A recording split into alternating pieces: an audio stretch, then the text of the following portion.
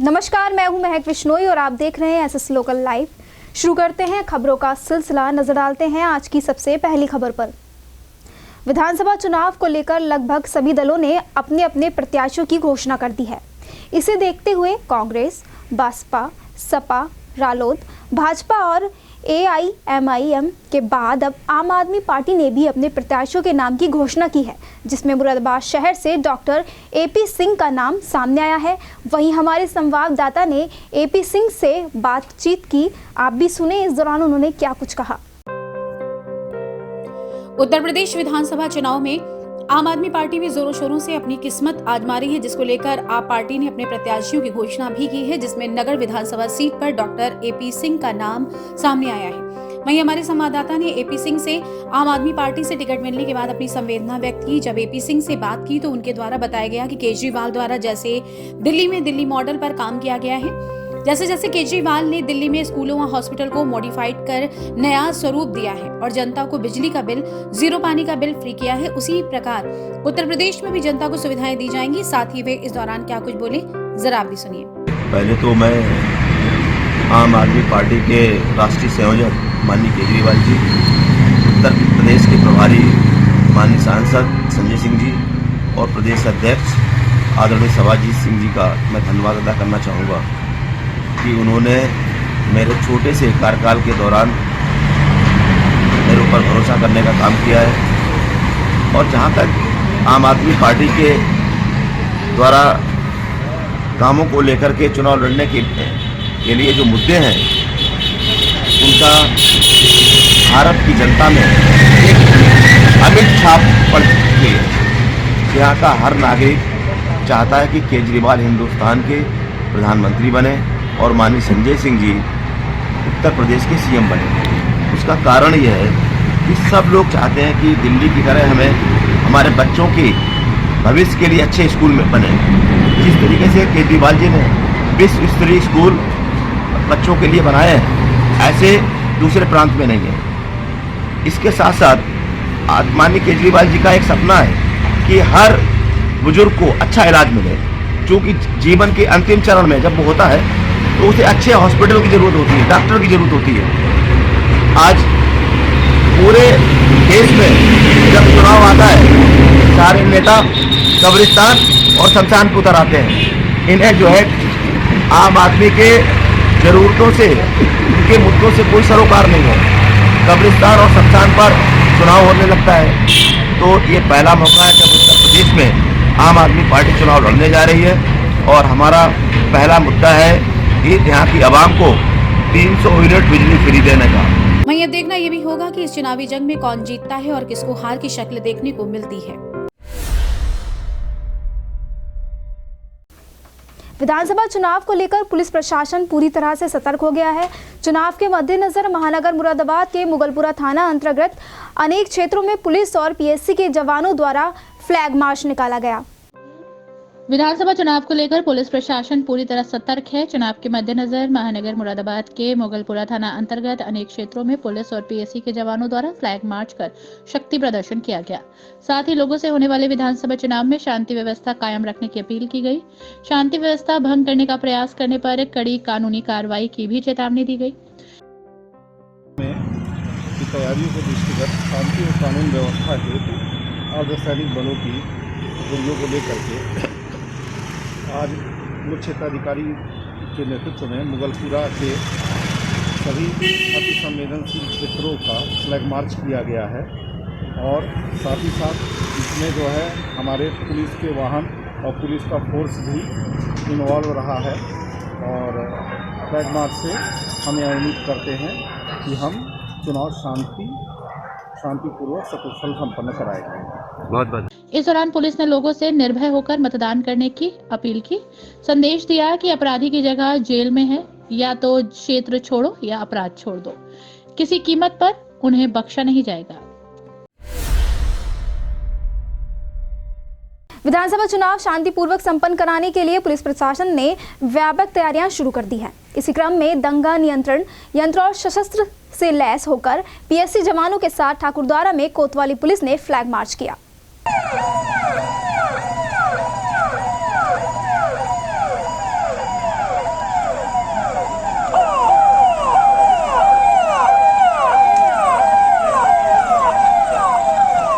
विधानसभा चुनाव जनपद में दूसरे चरण में होने जा रहे हैं। मतदान 14 फरवरी को होगा। इसे लेकर पुलिस प्रशासन ने व्यापक तैयारियां शुरू कर दी हैं। इसी क्रम में ठाकुरद्वारा में पीएससी के जवानों ने पुलिस के साथ दंगा नियंत्रण यंत्र और शस्त्रों के लैस होकर नगर की एसडीएम कोर्ट रोड होते हुए क्षेत्र के गांव कमालपुरी, खालसा, काला झंडा, बोवटवाला, पसियापुरा, पदार्थ बंकावाला आदि गांव के मुख्य मार्गों फ्लैग मार्च किया। फ्लैग मार्च में प्रभारी निरीक्षक मोहित चौधरी, कुलदीप सिंह तोमर, मनोज कुमार, एसआई जितेंद्र गौतम, कांस्टेबल नीटू बरियान आदि मौजूद रहे। मुंडाबाड़ी ब्लॉक क्षेत्र के ग्राम पंचायत होलपुर मदनापुर में अन्नदाता किसान यूनियन के राष्ट्रीय युवा मोर्चा अध्यक्ष डॉक्टर मोहम्मद रिजवान ने किसानों की एक सभा को संबोधित किया। मुरादाबाद जनपद के मुंडा पांडे ब्लॉक क्षेत्र के ग्राम पंचायत होलपुर मदनापुर में अन्नदाता किसान यूनियन के राष्ट्रीय युवा मोर्चा अध्यक्ष डॉक्टर मोहम्मद रिजवान किसानों की सभा को संबोधित करने पहुंचे, जिसमें होलपुर मदनापुर गांव की जनता ने किसान नेता डॉक्टर मोहम्मद रिजवान का फूलमाला पहनाकर जोरदार भव्य स्वागत किया और अन्नदाता किसान यूनियन के राष्ट्रीय युवा मोर्चा अध्यक्ष डॉक्टर मोहम्मद रिजवान ने किसानों की सभा को संबोधित करते हुए कहा कि जिस तरह से सरकारें किसानों को परेशान करती चली आ रही हैं और किसानों की फसल का उचित मूल्य तय नहीं करती हैं, जिसके चलते किसान आधी अधूरी कीमत पर अपने खून पसीने की उगाही करते हुए फसल को बेचने को मजबूर हैं और समय से गन्ना, धान, गेहूं का पैसा भी किसानों को नहीं मिल पाता है, जिसमें किसानों का उत्पीड़न कतई अब बर्दाश्त नहीं किया जाएगा और अब किसानों की आवाज हमेशा बुलंद रहेगी। वहीं अन्नदाता किसान यूनियन के राष्ट्रीय युवा मोर्चा अध्यक्ष डॉक्टर मोहम्मद रिजवान ने मीडिया से मुखातिब होते हुए कहा कि हम किसी भी राजनीतिक पार्टी को सपोर्ट नहीं करेंगे। जो सरकार किसानों के हित में काम करेगी उसी सरकार को सपोर्ट करेंगे। होलपुर में आज जो है प्रदेश महासचिव बनाए हैं, कुछ और पदाधिकारी जोड़े हैं, जिनमें से नौशाद भाई हैं हमारे प्रधान जी, वो मंडल के उपाध्यक्ष हुए हैं। एक चमरौए के हैं, वो महासचिव बने हैं प्रदेश के। तीसरे व्यक्ति कौन है? तीसरे व्यक्ति बता तो दिया। जिस तरीके से 3 कृषि कानूनों को लेकर के मांग चल रही थी वो वापिस हो चुके हैं। अब जगह जगह किसान नेता जाकर संगठन को मजबूत कर रहे हैं। आने वाले टाइम में सरकार को लेकर के भी विधानसभा का चुनाव करीब है, किस तरीके की नीतियां रहेंगी संगठनों की तरफ से भी और क्या तैयारियां हैं आप लोगों की? देखिए, इससे मतलब जो चुनाव से इसका कोई मुद्दा नहीं है। दूसरा, जब से किसान बॉर्डर से आया है, अपने अपने कुनबे को बढ़ाने की मतलब जो नीति चला रहे हैं, जनसंपर्क कर रहे हैं, गाँव जा रहे हैं और पदाधिकारी बढ़ा रहे हैं। आने वाले समय में सरकार किसकी रहेगी किसकी नहीं है वो अलग की चीज़ रही है। दूसरा, ये गरीबों के लिए, किसानों के लिए एक मतलब जो संगठन है, अगर आने वाली सरकार ने भी कोई अगर ऐसी कोई नीति निकाली तो उसके खिलाफ भी मतलब जो तैयार है किसान यूनियन। अच्छा, किसान संगठन किसी सरकार को तो सपोर्ट कर रहे होंगे क्योंकि विधानसभा का चुनाव करीब है। देखिए, अपना अपना इसमें मत है, किसको देना है किसको नहीं देना है, ये किसान यूनियन इस पर इंटरफेयर नहीं करता, ना ही इस चीज़ पे रहता है। इसी दौरान किसान यूनियन अन्नदाता के कुनबे में बढ़ोतरी करते हुए लोगों को किसान संगठन का लेटर देकर मनोनीत कर किसान संगठनों को मजबूत करने का काम किया गया। जैसा कि आप सभी जानते हैं, इस समय शीतलहर का प्रकोप अपनी चरम सीमा पर पहुंच चुका है। ऐसे में गरीब, असहाय और जरूरतमंद लोगों को ठंड से बचाने के लिए सर्व समाज आप सबकी रसोई ने गर्म कपड़ों का वितरण किया। जैसा कि आप सब जानते हैं कि इस समय शीतलहर का प्रकोप अपनी चरम सीमा पर पहुंच चुका है। ऐसे में गरीब, असहाय, जरूरतमंद लोगों को ठंड से बचाने के लिए सर्व समाज आप सबकी रसोई के द्वारा समय समय पर निरंतर गर्म कपड़ों के वितरण, लिहाफ वितरण कार्यक्रम आयोजित किया जा रहा है, जिसमें इस वर्ष में ही ये 5वां कार्यक्रम डबल फाटक श्री शिव शक्ति मंदिर में संपन्न किया गया, जिसमें संस्था के द्वारा एक किट तैयार की गई, जिसके अंतर्गत एक जैकेट, मोजे, कैप, डबल बेड का कंबल व लिहाफ वितरित किए जा रहे हैं। संस्था के अध्यक्ष रितु विश्नोई, कोषाध्यक्ष कमल गोला, महासचिव रवि यदुवंशी मुख्य रूप से ये कार्य विगत कई वर्षों से निरंतर कर रहे हैं, परंतु इस वर्ष सर्व समाज आप सबकी रसोई ट्रस्ट के अंतर्गत यह कार्यक्रम किए जा रहे हैं, जिसमें आज 150 से ज्यादा लोगों को गर्म कपड़ों का वितरण कर लाभ दिया गया। जैसा कि आपको पता है, हम लोग सामाजिक क्षेत्र में विभिन्न प्रकार के अपने समाज हित के लिए सेवा करते रहते हैं और विभिन्न प्रकार के प्रोग्राम करते रहते हैं। तो आज उसी क्रम में हमने तृतीय चरण रखा है गर्म कपड़ों का वितरण, जो हम पहले भी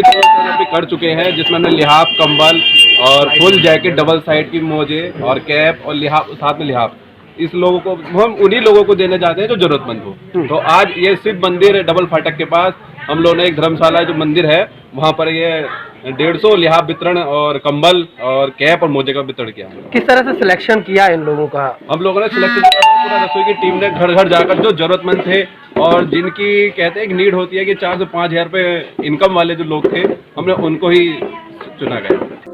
कार्यक्रम आयोजित करने के अलावा रसोई परिवार घूम घूम कर भी लोगों की मदद कर रहा है। और ये है सर्व समाज आप सबकी रसोई एवं सामाजिक कार्य ट्रस्ट द्वारा आयोजित गर्म कपड़ों का वितरण, जिसमें समाज के विभिन्न क्षेत्रों के वर्गों के अभावग्रस्त भाई बहन, ये वो खुददार हैं जो भीख नहीं मांगते, उनके द्वारा हम लोग अपने द्वारा ये कार्यक्रम आयोजित करते हैं और कोशिश करते हैं कि समाज के उस वर्ग को मदद पहुंचाई जाए जो वाकई में अपनी छोटी से छोटी जीविका चला रहा है रोजगार करके।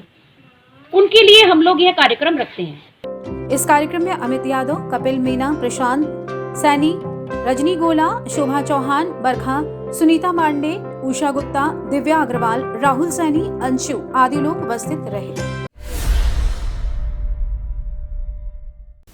विगत वर्षों की भांति इस वर्ष भी ग्राम सब्जीपुर में निर्माणाधीन श्री राम बालाजी धाम बाबा नीम करोली आश्रम में बाबा श्री नीम करोली महाराज का वार्षिक उत्सव बड़े ही धूमधाम के साथ आयोजित किया जाएगा, जिसको लेकर कुछ तैयारियां शुरू कर दी गई हैं।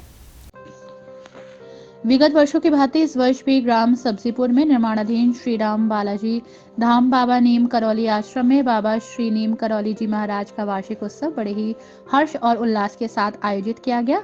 इस वर्ष श्री राम बालाजी धाम बाबा नीम करौली आश्रम में स्थापित मंदिर के प्रांगण में भगवान शिव परिवार, भगवान श्री राम दरबार, भगवान श्री गणेश, श्री बालाजी महाराज, भगवान श्री राधा कृष्ण जी सहित अनेक इष्ट देवों की मूर्ति स्थापना और प्राण प्रतिष्ठा का धार्मिक अनुष्ठान 10 फरवरी से 15 फरवरी तक किया जाएगा। इस वर्ष आयोजित मंदिर प्रांगण में भगवान की प्रतिमाओं की स्थापना एवं प्राण प्रतिष्ठा के धार्मिक अनुष्ठान के साथ साथ श्री बाबा नीम करौली जी महाराज का वार्षिकोत्सव बड़े धूमधाम से और हर्षोल्लास के साथ मनाए जाने वाले 6 दिवसीय धार्मिक कार्यक्रमों की रूपरेखा तैयार कर कार्यक्रम को भव्य और सुंदर रूप से संपन्न कराए जाने के लिए बाबा नीम करौली आश्रम ट्रस्ट के पदाधिकारियों एवं कार्यकर्ताओं द्वारा एक अहम बैठक का आयोजन कंजरी सराय स्टेट नीलकंठ रेस्टोरेंट में किया गया। बैठक में धार्मिक अनुष्ठान से संबंधित अनेक विषयों पर गंभीरता पूर्वक विचार विमर्श किया गया। बाबा नीम करौली से जुड़े सभी गुरु प्रेमियों को संदेश दिया गया कि इस वर्ष की कोरोना काल के चलते कोविड-19 प्रोटोकॉल का पूर्ण रूप से ध्यान रखें ताकि बाबा का कार्यक्रम सफलता के साथ संपन्न हो सके। बैठक के बारे में ट्रस्ट के अध्यक्ष अनिल कुमार शर्मा द्वारा जानकारी देते हुए कहा गया, आज श्री राम बालाजी धाम बाबा नीम करौली आश्रम का जो कार्य चल रहा है, जो स्थापना मूर्तियों की स्थापना होगी 10 फरवरी से 15 फरवरी तक, उस विषय में आज चर्चा करी गई है। स्थान नीलकंठ स्वीट हाउस पे गोरट्टी रोड पे यहाँ पर मीटिंग का आयोजन किया गया। अच्छा, जो आगामी जो कार्यक्रम है, क्या इसके दिनांक पर कोई डिसीजन निकला है अभी?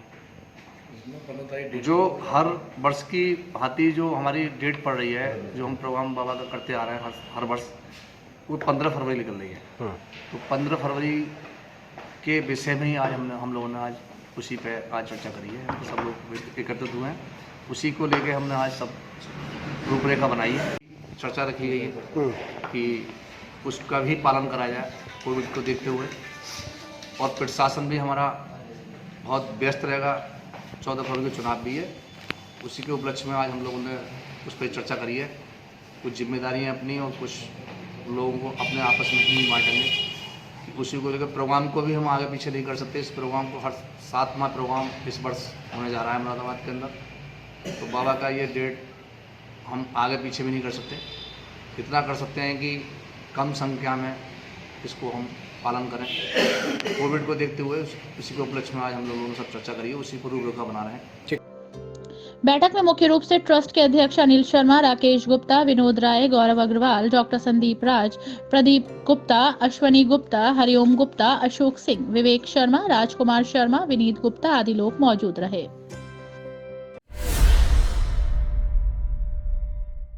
आज भी कुछ लोग ऐसे हैं जिनको 2 वक्त की रोटी भी ठीक से नसीब नहीं होती है और वे दर-दर की ठोकरें खाने को मजबूर हैं।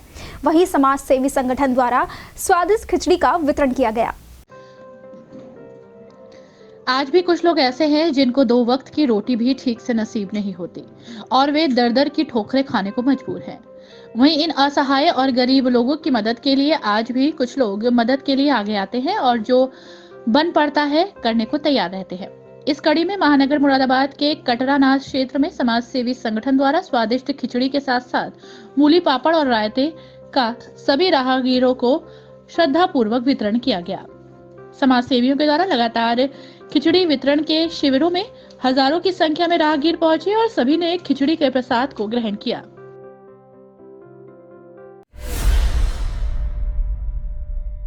कोहिनूर हॉस्पिटल ने अपने 1 वर्ष का कार्यकाल पूरा कर लिया है, जिसके चलते कोहिनूर हॉस्पिटल का वार्षिक उत्सव बहुत ही धूमधाम के साथ मनाया गया। मुरादाबाद के कोहिनूर तिराहे पर 1 वर्ष पूर्व अनेक उपचार उपकरणों से लैस और रोगियों के उपचार के लिए अनेक सुविधाओं से भरपूर विशाल कोहिनूर हॉस्पिटल का शुभारंभ किया गया था। उसी हॉस्पिटल के सफलतापूर्वक 1 वर्ष पूरे होने पर कोहिनूर हॉस्पिटल का वार्षिक उत्सव बड़ी ही धूमधाम से मनाया गया। सबसे पहले तो मैं आप सबको बताते हुए मुझे बहुत खुशी हो रही है कि आज कोहिनूर अस्पताल ने अपने 1 साल कंप्लीट कर लिए हैं। ये सब कुछ आप सबकी दुआओं और प्यार से ही पॉसिबल हो पाया है। तो इसी उपलक्ष्य में हम लोगों ने आज एक छोटा सा प्रोग्राम जनता के लिए रखा है, जिसमें हम उनको थोड़ा सा जो है सहबूझ खाना पीना खिला रहे हैं और अपना तहे दिल से शुक्रिया उनको कह रहे हैं। अभी सुना था कि फ्राइडे में भी कुछ कोहिनूर हॉस्पिटल में स्कीम चल रही है। हमारे यहाँ पर स्कीम तो वैसे कोई ना कोई पूरे साल में हमने चालू करके रखी ही है, खासकर गरीब मुफलिस मरीजों के लिए, जिसमें उनका इलाज जो है हम काफ़ी रियायती दरों पे करते हैं। कई बार उनकी OPDs भी हम जो है उसके जो पैसे हैं वो ऑफ कर देते हैं। तो खासकर फ्राइडे में हम लोग ऐसे ही लोगों के लिए कैंप करते हैं, जिसमें हमने जो रजिस्ट्रेशन का शुल्क है सिर्फ 50 रुपये रखा हुआ है और जो जाँचें होती हैं उनमें भी 50% की कटौती की जाती है। आपको बता दें कि हॉस्पिटल को 1 वर्ष पूरा हो चुका है, जिसको अस्पताल के स्टाफ और डॉक्टरों ने बड़ी धूमधाम से मनाया। हमने जनता को सेवा देने का मौका मिला, उसकी आज हमने एक छोटी सी गेट टुगेदर रखी है, जिसमें कुछ स्टाफ और डॉक्टर्स शामिल होंगे। इस मौके पे हमें बड़ी खुशी है कि हमें 1 साल से सफलता मिली है और जनता से हम यही उम्मीद रखते हैं कि हमें सेवा का अवसर देते रहें और हमें और कामयाब करते रहें। मरीजों के लिए सुविधाएं क्या कोहिनूर हॉस्पिटल में बढ़ती जा रही है? हाँ, अब यहाँ पर एक्सरे भी सुविधा शुरू होने वाली है। कुछ और जांचों की सुविधाएं भी हम बढ़ाने भी हैं।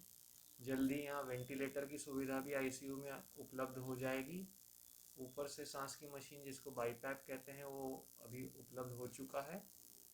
तो ऐसे ही हम सेवाएं बढ़ाते जाएंगे। इस दौरान doctor MD doctor Jigar Aheria, साथ ही I Khan, doctor Kurban, doctor Prerna Gupta, doctor Farha Khan, doctor AA Siddiqui, doctor Arif Hussain Ansari, doctor Mohammad Rashid, doctor Ashkar और अन्य लोग उपस्थित रहे।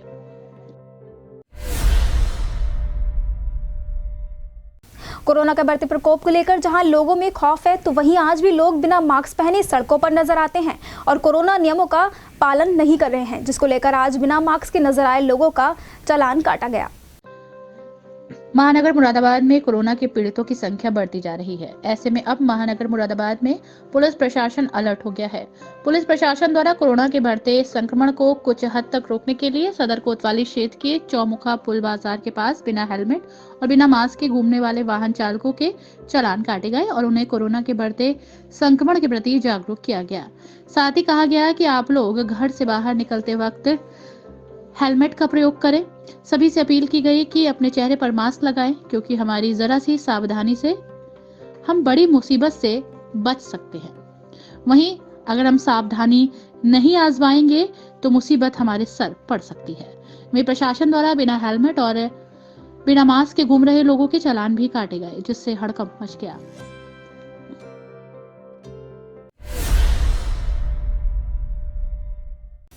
मुरादाबाद की बिलारी विधानसभा 30 पर भाजपा के प्रत्याशी परमेश्वर लाल सैनी का विरोध किया गया है। आखिर क्या रही इस विरोध की वजह, बताते हैं आगे खबर में। मुरादाबाद की बिलारी विधानसभा 30 पर भाजपा के प्रत्याशी का विरोध किया गया। आपको बता दें कि भाजपा ने परमेश्वर लाल सैनी को बिलारी विधानसभा से प्रत्याशी बनाया है। यादव बाहुल इलाके में यादव समाज के लोगों ने परमेश्वर लाल सैनी का विरोध किया। वहीं परमेश्वर लाल सैनी को हारा हुआ प्रत्याशी बताते हुए यादव समाज का उम्मीदवार उतारने की जोर शोर से विरोध प्रदर्शन करते हुए मांग उठाई गई। साथ ही कहा गया कि किसी और को वे लोग वोट नहीं देंगे। साथ ही कहा कि बिलारी विधानसभा से समाजवादी पार्टी को टिकट देने की गुहार लगाई है। यार मतलब पहले इतनी खुश नहीं होते इनसे, अगर ये 3 बार दे रखा है, आदमी को टिकट 3 बार दे दे, 3 बार में सीट नहीं निकाल पाए तो अब की बार क्या निकाल पाएंगे? किसको टिकट मिलना चाहिए? क्या परमेश्वर लाल सैनी जी को? कौन है सैनी जी? सैनी मतलब लोकसभा चुनाव भी हार चुके हैं, चुनाव भी हार चुके हैं और पहले भी मिल चुका है टिकट, तो पहले भी हार गए तो अब क्या निकाल पाएंगे? अब भी सरकार फिर भी इतना। तो आप किसके लिए टिकट मांग रहे हैं? किसके लिए? यादव का हो जाए, किसी यादव को हो जाए, यादव को हो जाए टिकट। यादव के लिए? हाँ, बिलारी विधानसभा से। कौन से बिलारी? कौन सी विधानसभा? बिलारी 30 विधानसभा। हाँ। इस दौरान भारी संख्या में लोग मौजूद रहे। सिविल लाइंस थाना क्षेत्र स्थित अंबेडकर पार्क से भारतीय किसान यूनियन असली के सभी पदाधिकारी और कार्यकर्ताओं ने विभिन्न मुद्दों को लेकर चर्चा की।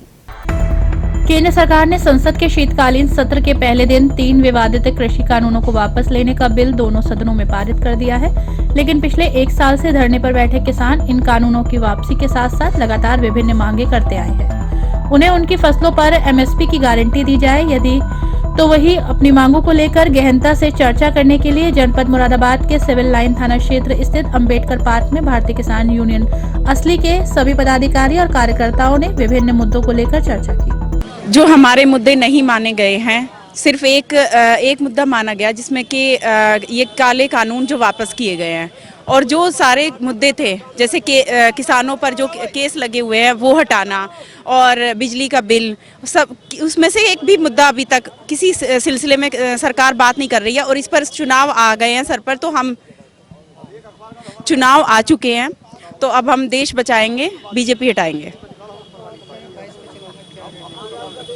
बीजेपी को हटाना है, देश बचाना है। इस संबंध में किसानों का कहना है कि सरकार ने हमारी एक मांग पूरी की है, बाकी जो शर्तें हैं वो अभी पूरी नहीं हुई हैं। तो वहीं इस संबंध में 21 फरवरी को पूरा उत्तर प्रदेश के संगठन का एक आंदोलन होगा। उसमें MSP हमारा एक बड़ा मुद्दा है जिसको लेकर हम अपनी लड़ाई लड़ेंगे।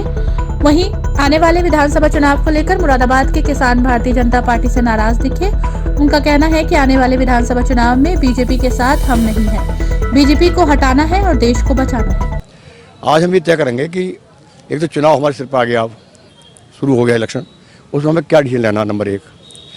दूसरा, जो हमारे मुद्दे हल नहीं हुए हैं उस संघर्ष के जो हमने किया 1 साल 12 दिन, वो आगे आंदोलन कैसे चलेगा, अब उन मुद्दों को लेकर आगे हम कैसे आंदोलन चलाएंगे, इन चीज़ों को लेकर आज हम बात करेंगे बैठ के अपनी, और तय करेंगे हमें क्या करना है। जी मुद्दे बता दूँ आपसे मैं, हम 4 मांगों को लेकर दिल्ली में बैठे आकर, हमारी 4 मांग थी।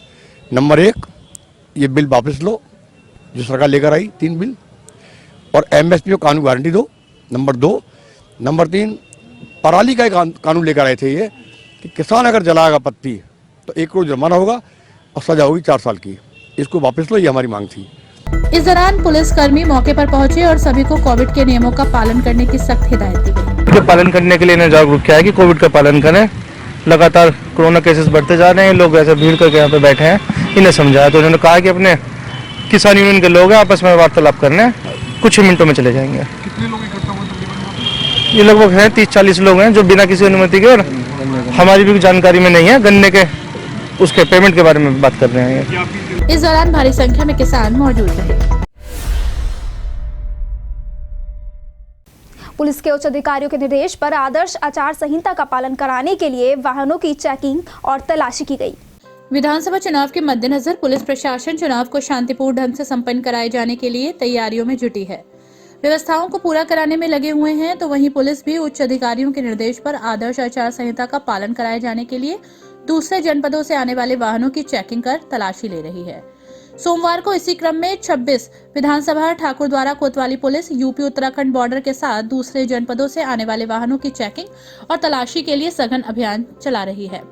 इस दौरान संयुक्त टीम ने कार और बड़े वाहनों की डिग्गियों और बोनटों को खुलवाकर तलाशी ली और वाहन चालकों से भी चुनावी समय में कोई भी ऐसा सामान जिससे आदर्श आचार संहिता का उल्लंघन हो रहा हो और चुनाव प्रचार सामग्री साथ लेकर न चलने के लिए कहा गया हो।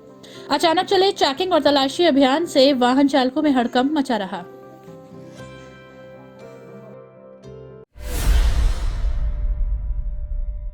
नजीबाबाद के प्राथमिक स्वास्थ्य केंद्र पर एक युवक फर्जी डॉक्टर साहब के नाम से अपनी पहचान बनाकर मरीजों का इलाज कर रहा है।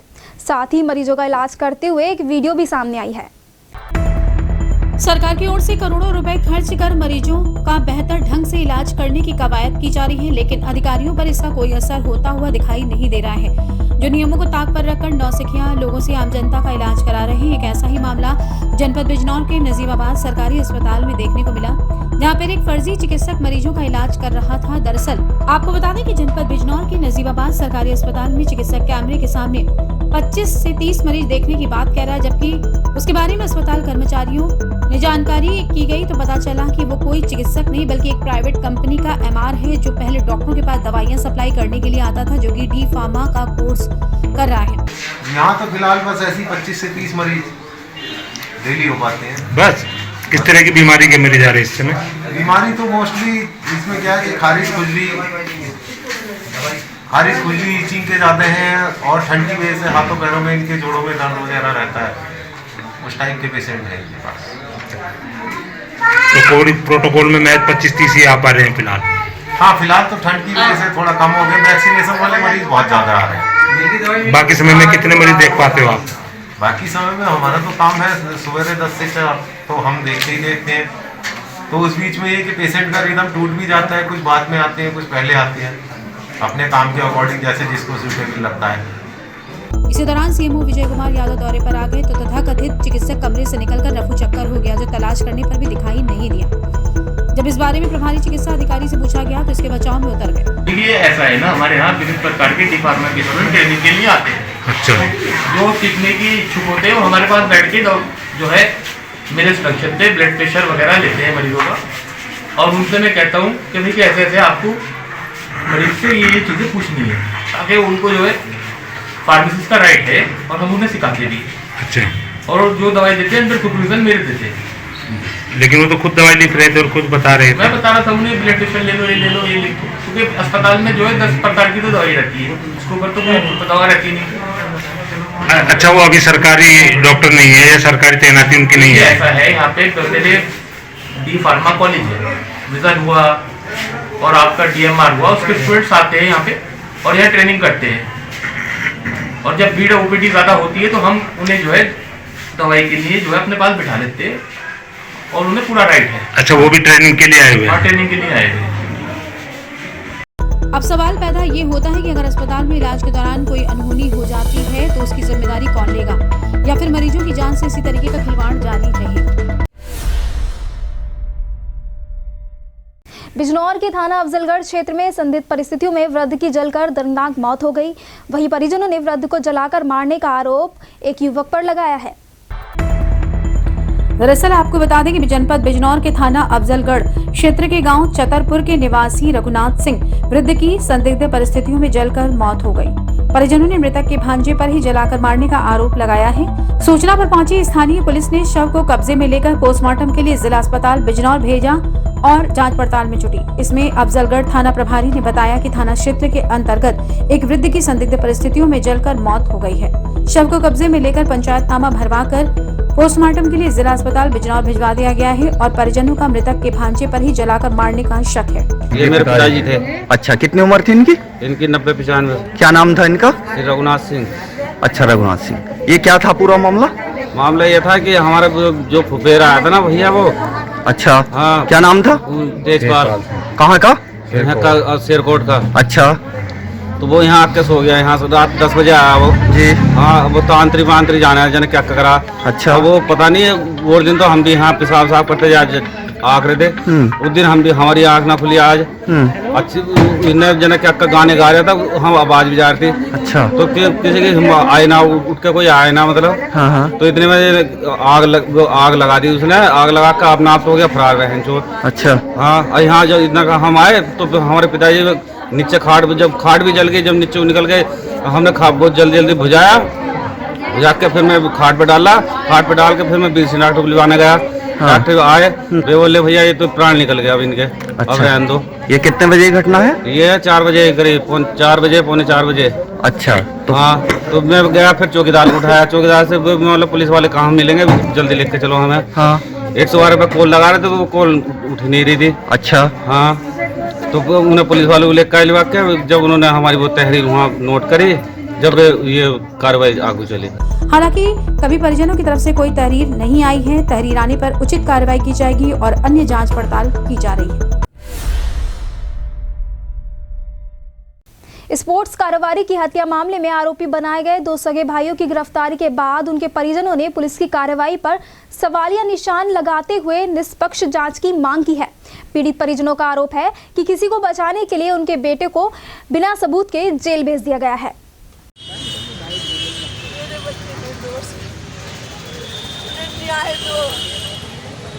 मेरे बच्चे निर्दोष हैं, उन्होंने कुछ नहीं किया। पूरे नूरपुर में जानकारी ले लो, हर कोई कहता मैंने बस दुकान और दुकान से घर, दुकान से घर।